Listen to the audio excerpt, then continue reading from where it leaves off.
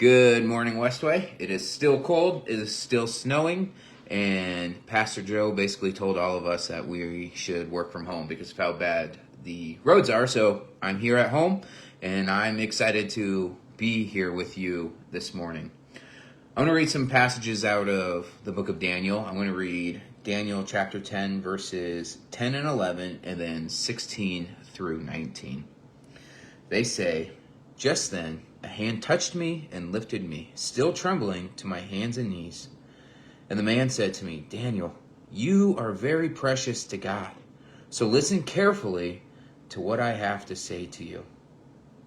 And then verses 16 through 19 say, "Then the one who looked like a man touched my lips, and I opened my mouth and began to speak.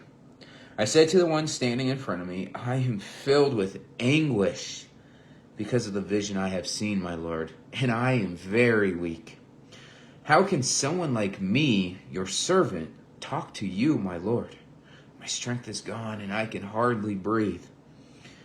Then the one who looked like a man touched me again, and I felt my strength returning. 'Don't be afraid,' he said. 'You are very precious to God. Peace, be encouraged, be strong.'" What Daniel is telling us in these verses is that God draws near to us in our time of need.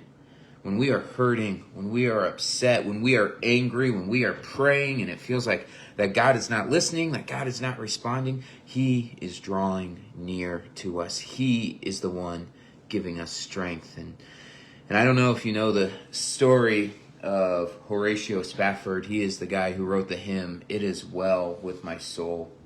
In the late 1800s, Horatio he had it all, and then he seemed to lose it all. His youngest son died, and he lost his business in the Great Chicago Fire. And so he decided to clear his head, just take his 4 girls and his wife on vacation over in Europe, and he got delayed. He had some stuff to do, so he sent his family, his daughters and his girls, or his daughters and his wife ahead of him. And tragically, as it was sailing across the ocean, it sank, and his 4 daughters died, and only his wife survived. And she sent a terribly sad telegram back saying, "Saved alone."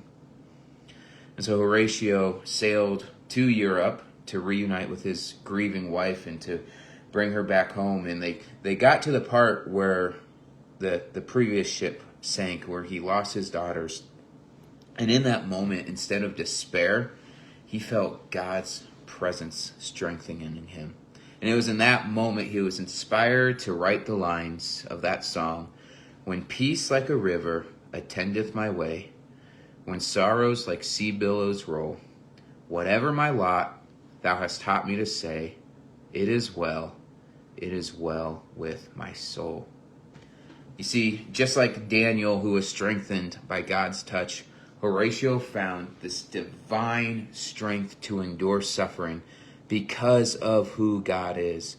Because he knew that God was drawing near to him, he was able to say, no matter what happens in my life, it is well because of God.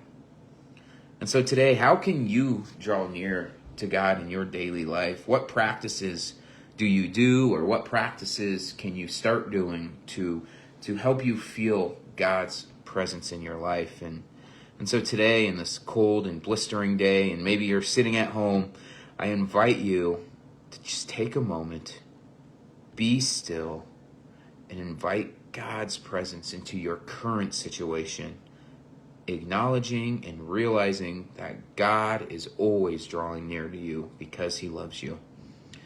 Have a great day, WestWay. Stay warm, stay safe, and I'm praying for you.